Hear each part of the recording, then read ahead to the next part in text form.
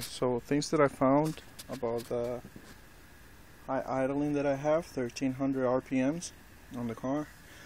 Things that I found are this thing is garbage right here. If you guys can see. Then that's obviously one of the caps for when you install the blow-off valve.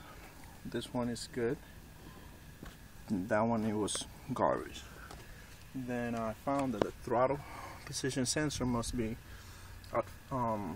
faulty, or sending the wrong voltage, because I can move the shaft just a tiny bit and you can see the shaft moving around if possible. See? But when I do that, the throttle bodies actually stay in the same place, so they're fully closed. So I guess that's one thing. Then I have one of these lines over here. I don't know if you guys can see it. That line over here is actually open. See? Open. And right here I found, if you guys can see back there, this line right here is also open and cut.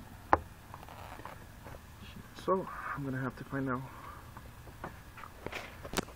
where all that gone, and when I fix all that, the car should be idling good. If not, then keep on looking around. Bye bye.